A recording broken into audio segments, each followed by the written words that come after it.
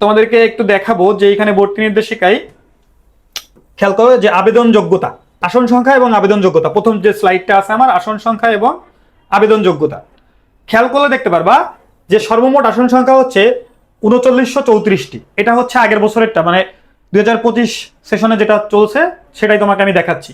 আচ্ছা, মানবিক শাখায় যার সিট হচ্ছে ১৬৯৪টা, অর্থাৎ মানবিক থেকে যারা পরীক্ষা দিবে তাদের সিট হচ্ছে ১৬৯৪টা।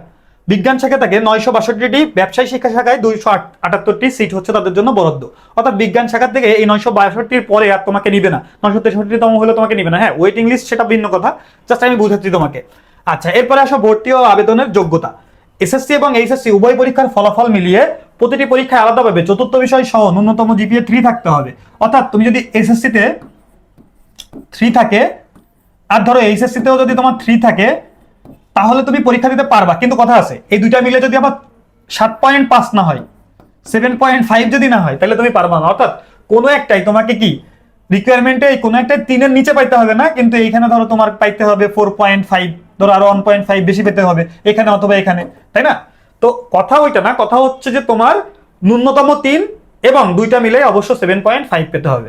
এটা যদি বুঝে থাকো তাহলে অল ক্লিয়ার। অল ক্লিয়ার হইলে আমি নেক্সট স্লাইডে যাবো যে কিসের উপর এগুলা পরীক্ষা হয়। আচ্ছা, পরীক্ষার ধরন এবং বিষয়ভিত্তিক নম্বর বন্টন। খেয়াল করো পরীক্ষার ধরনটা কিরকম। সর্বমোট নাম্বার হচ্ছে তোমার 100 মার্কের পরীক্ষা। কত মার্ক? 100 মার্ক। এর ভিতরে এমসিকিউ হচ্ছে 60 নাম্বার আর লিখিত পরীক্ষা হচ্ছে 40 নাম্বার। মোট বরাদ্দকৃত সময় হচ্ছে 1 ঘন্টা 30 মিনিট। তাহলে 1 ঘন্টা 30 মিনিটের ভিতরে তোমাকে এই 100 মার্কের কোশ্চেনের অ্যান্সার দিতে হবে। এবার আসো বিষয়ভিত্তিক নম্বর বিন্যাসের কথাটা একটু বলি। দেখো, বাংলা এবং অ্যাডভান্স ইংলিশ, জেনারেলি আমরা সবাই বাংলায় দাগাই। বাংলা হচ্ছে কত? এই 15 মার্ক। আর জেনারেল ইংলিশ হচ্ছে কত? 15 মার্ক। তাহলে 15 15 30। আর দেখো সাধারণ জ্ঞান কিন্তু একটা অনেক বড় পার্ট এখানে প্লে করছে। সাধারণ জ্ঞানের দুইটা পার্ট, একটা হচ্ছে কি বাংলাদেশ আর একটা হচ্ছে কি আন্তর্জাতিক। বাংলাদেশ আর আন্তর্জাতিক মিলাই হচ্ছে তোমার 30 মার্ক। ঠিক আছে, এটা 15 15 থাকতে পারে। তো মেইন কথা হচ্ছে সাধারণ জ্ঞানের 30 মার্ক। তাহলে এই 30 আর এই 30 টোটাল মিলে তোমার 60 মার্ক। এবার এই যে দেখো, বাংলা থেকে তোমাকে 20 মার্ক, বাংলা অথবা অ্যাডভান্স ইংলিশ থেকে তোমার 20 মার্কের হচ্ছে কি রিটেন কোশ্চেন হবে। আর জেনারেল ইংলিশ থেকে 20 মার্কের রিটেন কোশ্চেন হবে। এই রিটেন কোশ্চেনে কি আসে না আসে এটাও আমি পরে বলবো। জাস্ট আপাতত তুমি একটা মার্ক ডিস্ট্রিবিউশন ফলো করো, যেটা দিয়ে তুমি সামনের দিকে এগিয়ে যেতে পারবে। এবার আসো, এর পরবর্তী প্রস্তুতি হচ্ছে রেজাল্ট, যে তোমাকে হচ্ছে মেধা স্কোর কিভাবে মূল্যায়ন করবে। খেয়াল করো, মেধা স্কোর মূল্যায়নের যে পদ্ধতিটা আছে এটা খুবই ইজি।